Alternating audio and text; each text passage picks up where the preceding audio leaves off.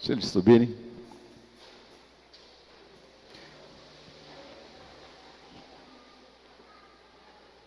Semana passada nós começamos uma série de mensagens bíblicas que vai durar 2 meses, olhando para os profetas menores. Semana passada eu falei um pouquinho daquilo que é a mensagem central do profeta Amós, dentro da estrutura que o livro de Amós propõe. Hoje o profeta é Oséias, e eu quero simplesmente começar a falar de Oséias a partir do versículo 1 do capítulo 11. Oséias viveu na mesma época de Amós, debaixo do reinado do mesmo rei, Jeroboão II.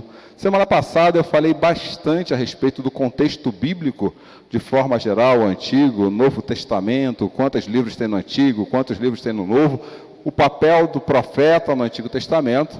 E eu falei também que o reino de Salomão, ele foi dividido em 2, norte e sul.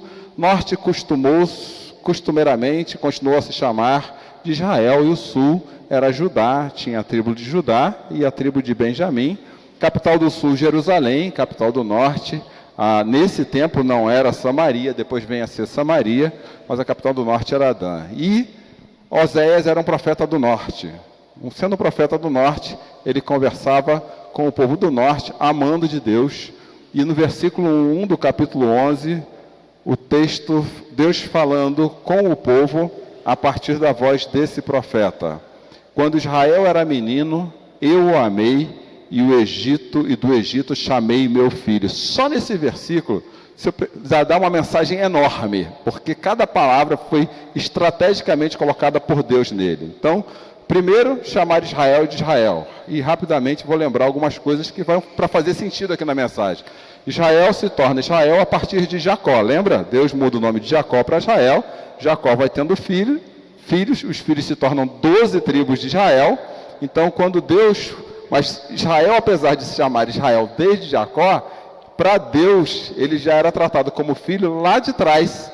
Lá atrás, quando ele realmente, na verdade, chamou... Lá atrás não. Mais na frente, já tinha consciência de filho, lá em Abraão, entendeu? Lá atrás, tá certo, estou para trás. Aí, não tomei a Ritalina hoje dessas coisas, liga não. Lá em Abraão, então ele já era tratado como filho. Essa ideia de filho está ligada a povo. Então, Deus chamou o povo dele, tinha essa relação de paternidade com o povo dele desde o seu chamado.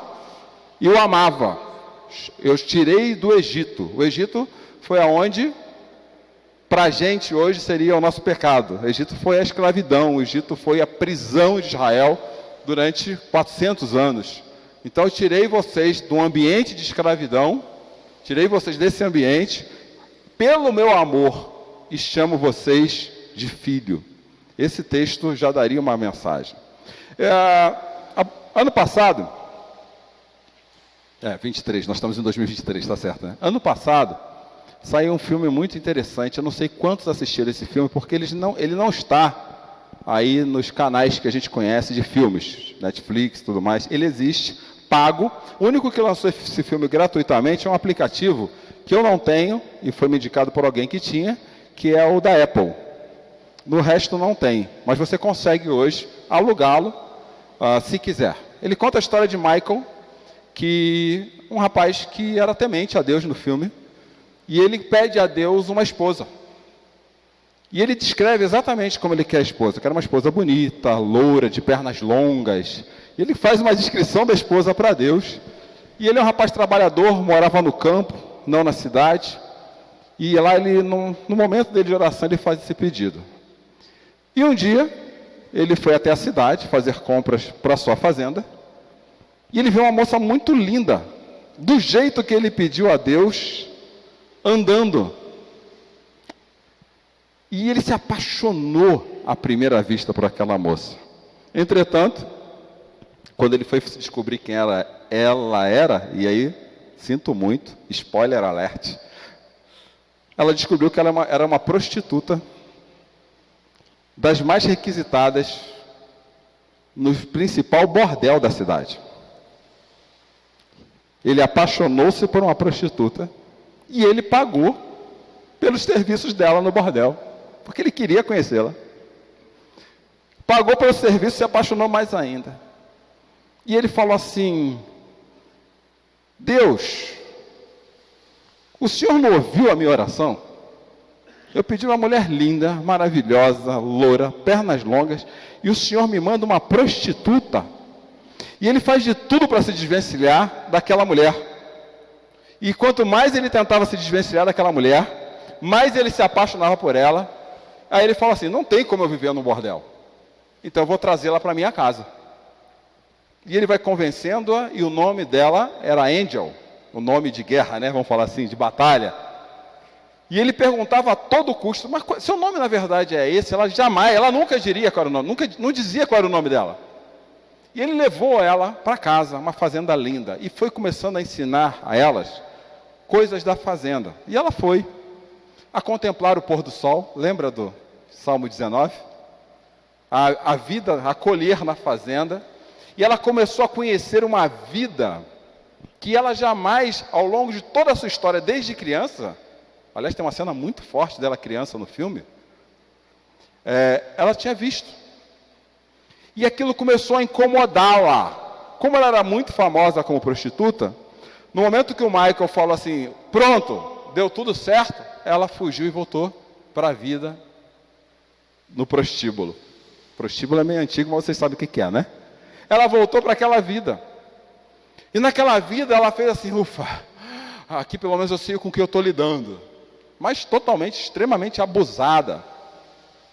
Chegando lá, o Michael: cadê a minha esposa? A pessoa que eu desposei. E ela tinha ido para o prostíbulo. Ele começou a brigar com Deus. Falei: Deus, como é que o Senhor me faz me apaixonar por uma mulher dessa? E brigava no celeiro lá, com a Bíblia na mão. Como é que o Senhor me faz? Aí Deus falava assim: vai lá e pega ela de volta.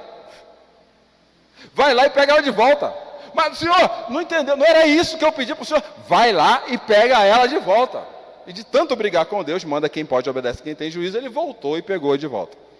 Conseguiu convencê-la, levou ela para casa. Adivinha o que ela fez de novo? Voltou para lá. Aí falou: Deus, agora eu parei, desisto. Eu realmente desisto de ir atrás dessa pessoa. Eu recuso me apaixonar por ela. Ele começa a ficar deprimido. Aí Deus fala: viu, vai lá e traz ela de volta. Qual seria uma situação dessa complicada para você? Para ele também foi. Para falar um pouquinho do profeta Oséias, deixa eu lembrar um pouquinho também o que a gente falou semana passada, assim, com duas linhas. Lembrando de quem que era o profeta, né? O profeta era a bússola. Vocês querem saber o final, né? A cara da Magalhães que está ansiosa para saber o final. Você também quer, né, Samira, saber o final, né? Rapaz, esse filme é forte, hein? Esse filme é forte. É forte. Pensa num filme forte. Você assistiu, né, Francine? Eu passei para você, não é? Exatamente. Pensa num filme forte. É forte, né? Aí o que acontece? O profeta, ele era uma bússola no Antigo Testamento. Alguém que, quando o povo se desviava do caminho, ele era a bússola de Deus, através da palavra de Deus, por intermédio dele, para que o povo voltasse para o caminho. Nós vimos semana passada que no Novo Testamento, esse papel já não é mais do profeta, esse papel é de Jesus.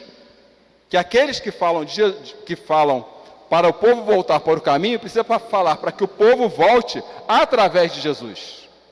Então, sabendo disso, esse era o papel de Oséias naquela época. E quando você abre o livro de Oséias, a primeira ordem de Deus, para que ele fosse a bússola de Deus para aquele povo, sabe qual é? Sabe qual foi? Case com a prostituta. Oséias, para você me servir como profeta, eu preciso que você case com a prostituta. E aí?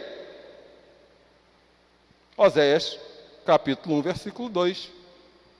E ele foi lá e obedeceu. Quando ele foi lá e obedeceu, levou a Gomer, chama Gomer, para casa, e tiveram 3 filhos. Assim termina o capítulo 1 de Oséias. Quando eles tiveram 3 filhos, adivinha o que aconteceu? Ela volta para a prostituição, porque ela devia a muitos credores.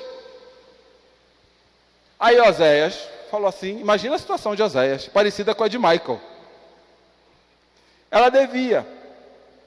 E os credores traziam acusações sobre ela. Olha o versículo 2, capítulo 2, versículo 5. Sua mãe é uma prostituta. Imagina um filho ouvindo isso. Ela deve para a gente. Ela usou, porque naquele ambiente é assim, né? A pessoa às vezes tem dificuldade de sair, porque eles dão um jeito de tirar dinheiro. Está sempre devendo. E é aquela história, né? Se você não pagar, eu passo você. Mas não é passar para a rua, é passo você para a eternidade. Então o que aconteceu é que ela tinha uma dívida muito grande e ela voltou. O que Oséias fez? Essa é a pergunta que eu não quero se calar. O que você faria se fosse Oséias? Até onde vai o seu amor por alguém numa situação dessa? Até onde vale a pena pagar o preço por uma situação dessa? Mas trazendo isso para o contexto do livro de Oséias, o que estava acontecendo? Quando Deus falou para Oséias, e literalmente ele fez isso, case com a prostituta, ele queria trazer através da vida de Oséias uma representação do relacionamento dele com o povo.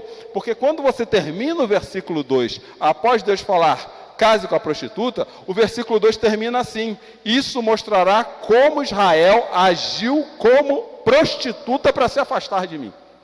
Olha como é que Deus usou o profeta dele.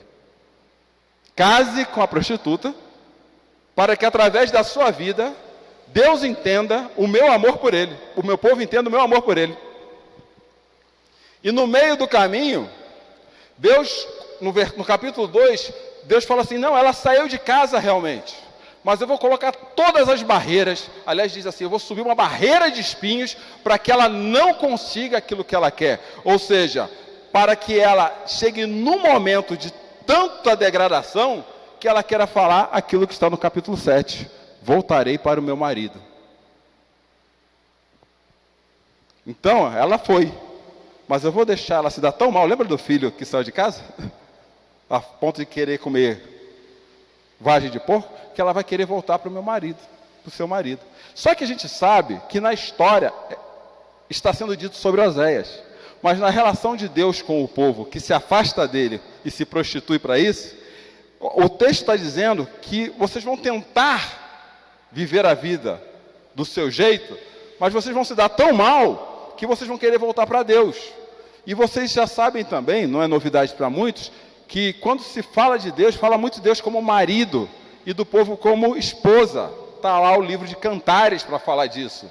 Existe também na relação do Novo Testamento, Jesus como noivo, a igreja como a noiva. Então nós somos noiva de um noivo. Existe uma parábola de Jesus, no final do Evangelho de Mateus, que fala sobre noivo e noivo. Apocalipse fala que o noivo está vindo para a noiva. Então é nessa relação.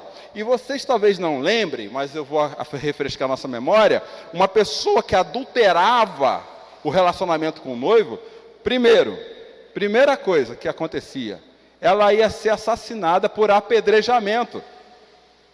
Ela era expulsa e assassinada por apedrejamento. Ou seja, o marido tem todo o direito de dar divórcio para aquela mulher que o adulterou, ou vice-versa. E quando era no caso das mulheres, ela ainda era apedrejada. Vide João capítulo 8.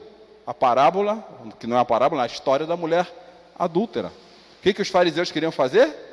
Apedrejá-la. É aquele texto que Jesus escreve na areia e fala assim, quem não tiver pecado, que atire a primeira pedra. É nesse contexto. Então, aquela mulher, Oséias não precisava nem mais se preocupar com ela. Como Deus não precisa se preocupar nem comigo, nem com você. Nós temos, no dia que nós pecamos contra Deus, eu digo nós, a humanidade, Deus poderia dar carta de divórcio para qualquer um de nós. Vocês não fizeram do jeito que eu quis. Quando aquele povo se afastou de Deus, Deus tem todo o direito de dar carta de divórcio. Inclusive, a lei não mandava apedrejar, mas a lei dizia que todo aquele que comesse do fruto do conhecimento do bem e do mal, a partir dali faria o quê? Morreria. Nós temos uma sentença de morte. Nós fomos sentenciados à morte. Porque nós nos tornamos adúlteros diante da aliança que Deus fez com a humanidade.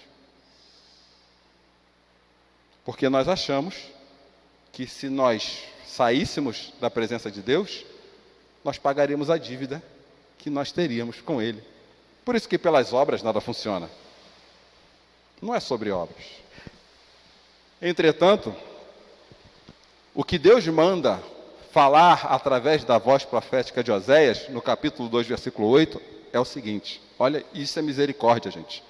Ela, a sua mulher, Oséias, não entende que tudo que foi dado por mim, não entende que tudo que tem foi dado por mim. O trigo, o azeite e a farinha. É por isso que ela está fazendo isso. Ela ainda não entendeu que tudo que ela tem foi dado por mim. E aqui eu já posso dizer que a primeira reflexão da nossa mensagem dessa noite, que assim como Gomer, imersa em seus desejos, traiu a confiança de Oséias, a aliança que tinha com Oséias, Israel traiu a aliança que tinha com Deus. Essa é a mensagem do livro de Oséias. Uma traição por causa dos seus desejos pessoais, o que leva isso a nós aqui hoje fazermos pelo menos duas perguntas, que apesar do texto ser extenso, de cada uma delas, elas são muito simples.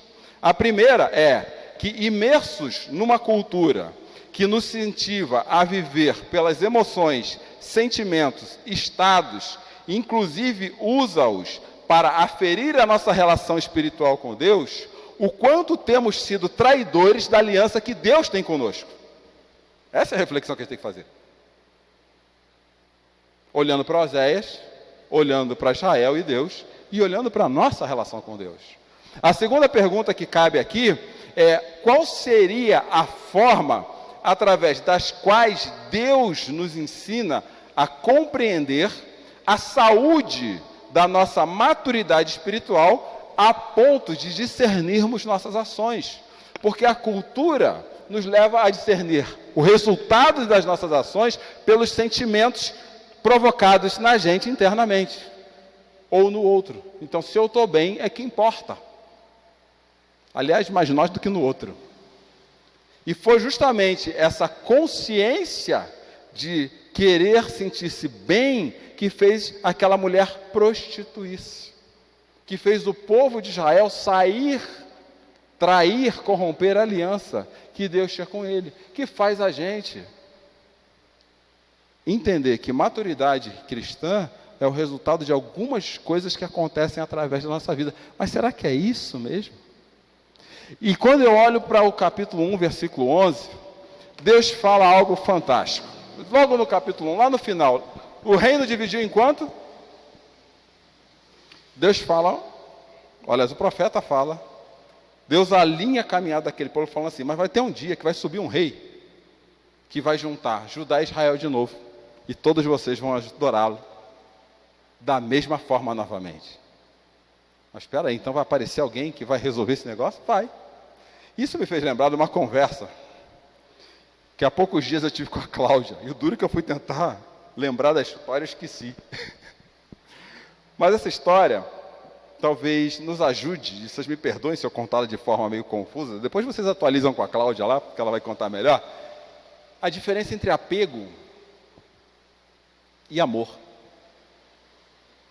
A minha norinha, lá onde ela mora, tem uma praia muito bonita, com conchas enormes. Aqui a gente geralmente só vai na praia ver conchinha, né? Mas lá essa praia era característica por conchas muito grandes. E naquele dia lindo, de sol, areia, estava tudo perfeito, ela viu uma concha que chamou a atenção dos olhos dela. O que ela fez? Eu preciso ter essa concha. Ela pegou aquele conchão, que tinha um monte, mas aquela chamou a atenção para ela, e ia levar para casa. E conta a história, que é verídica, que ao virar-se para ir embora, tinha uma placa assim: se a beleza desta concha te chamou a atenção no meio desse cenário, a atenção de quem ela chamará guardada na sua estante? Se você se apegar a essa concha, a beleza dela não é mostrada para mais ninguém.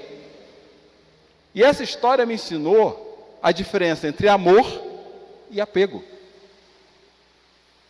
E o apego pode nos impedir de amar. Se Oséias se apegasse a quem a esposa dele era, ele seria capaz de amá-la?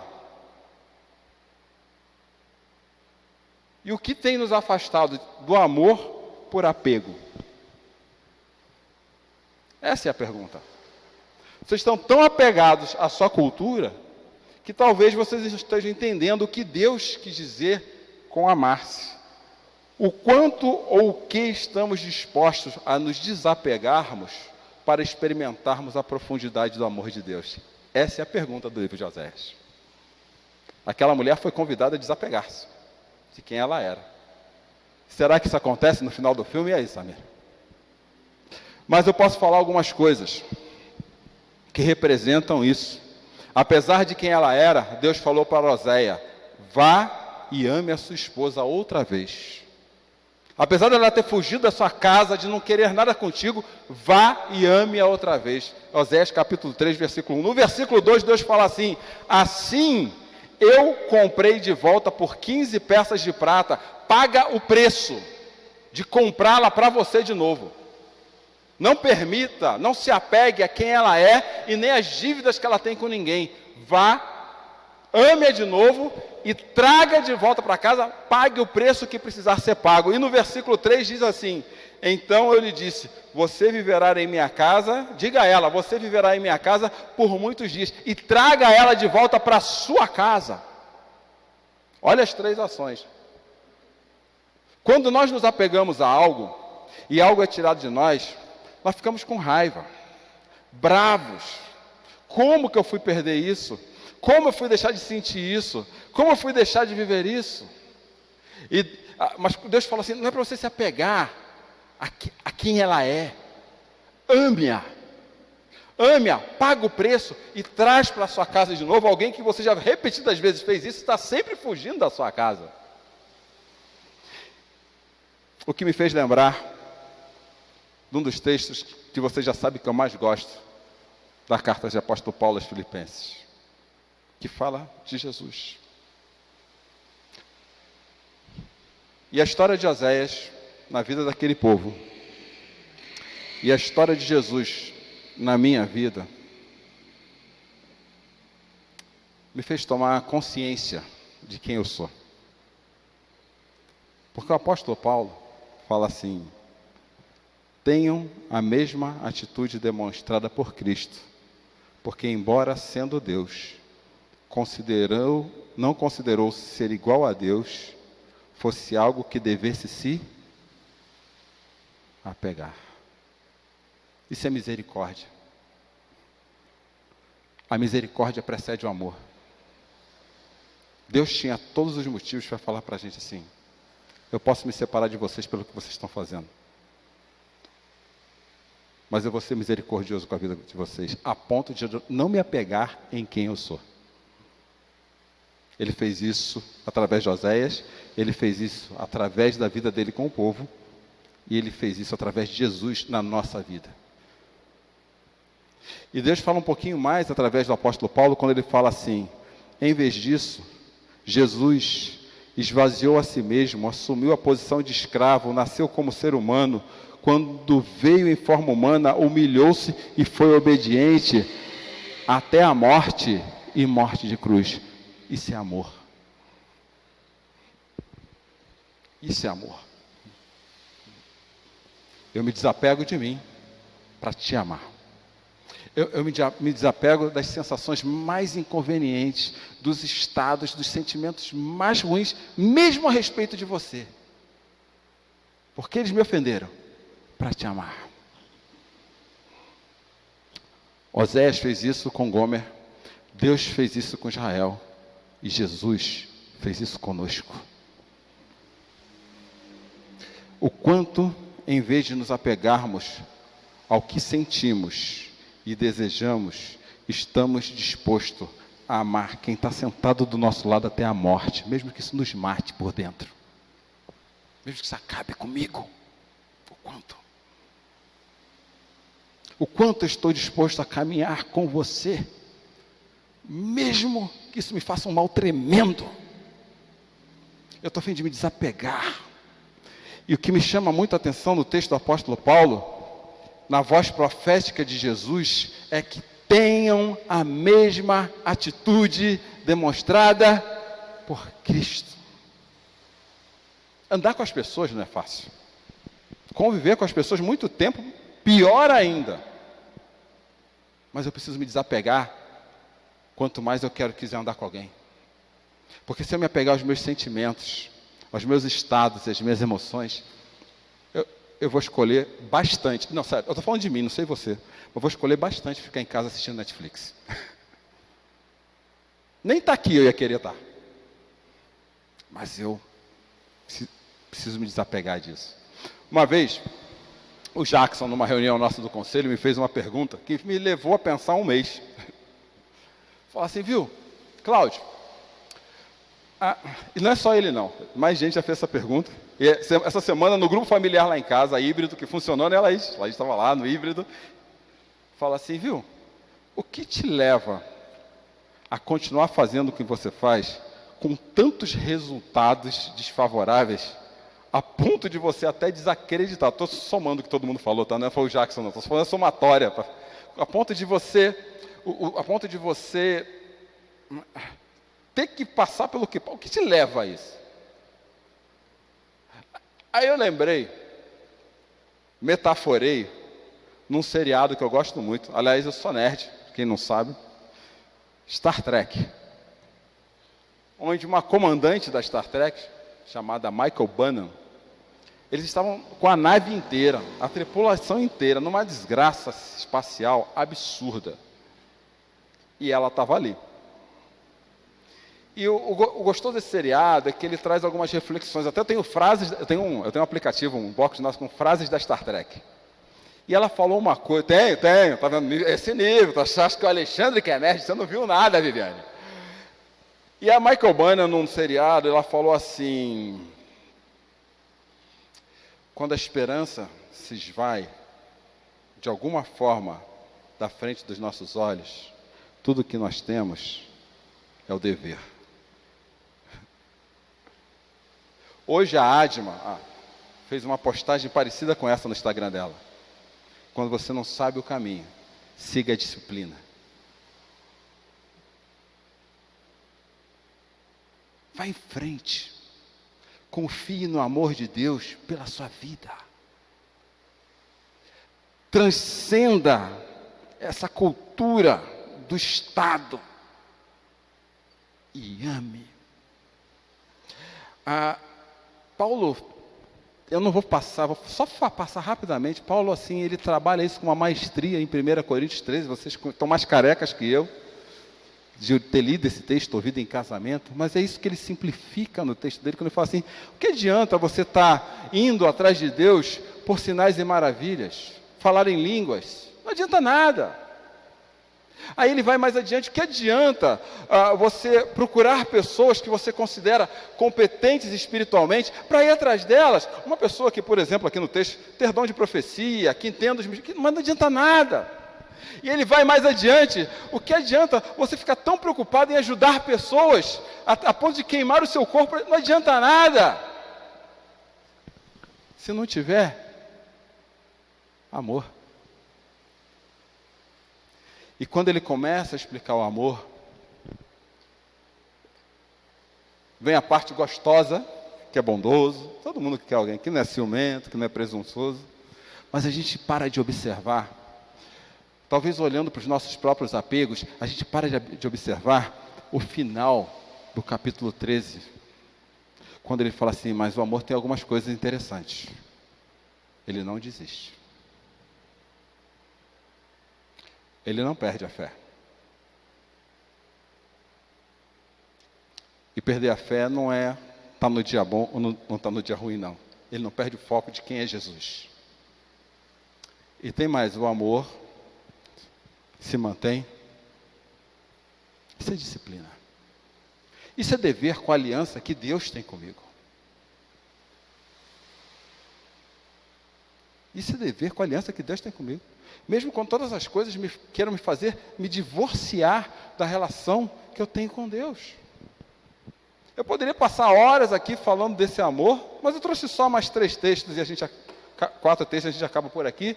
E quando fala desse amor, que é fruto da misericórdia, que deve aparecer na nossa vida, que Deus mostrou na nossa vida, quando desapegou de si a si mesmo, e através de Jesus, eu acho que o cara que melhor fala disso é João. Como, por exemplo, no capítulo 15, versículo 12, o meu mandamento é esse. O que que é? Amem uns aos outros. Se desapega de você. E só amam uns aos outros.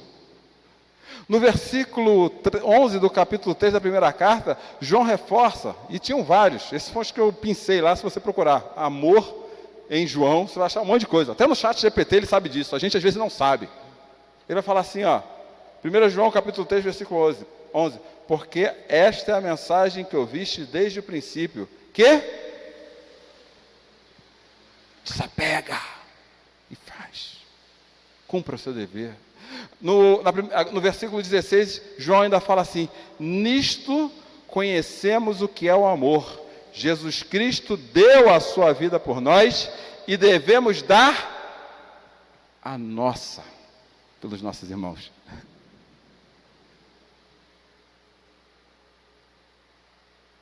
Foi isso que Oséias precisou fazer. Foi isso que Jesus fez. É isso que Deus espera que nós façamos.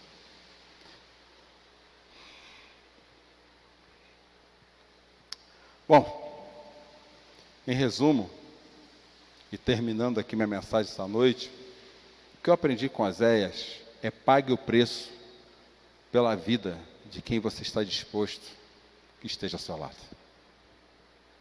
Foi o que eu aprendi. Que me levou a algumas reflexões também, e eu compartilho elas conosco aqui. A primeira é que eu sou Gomer. Todos nós somos Gomer. Todos nós rompemos com a aliança. Essa é a primeira lição. Nós somos a prostituta. É exatamente isso. E se nós estamos aqui hoje é porque a misericórdia de Deus faz com que Ele continue a nos amar sempre, apesar de quem nós somos. A segunda lição é que Jesus precisou se desapegar de quem Ele é para nos amar até o fim. Não foi isso que Ele fez? A terceira lição é: Jesus nos convida para nos desapegarmos de quem nós somos, para que pessoas conheçam o seu amor. São essas as três lições do livro de Oséias. E eu termino minha mensagem com uma pergunta.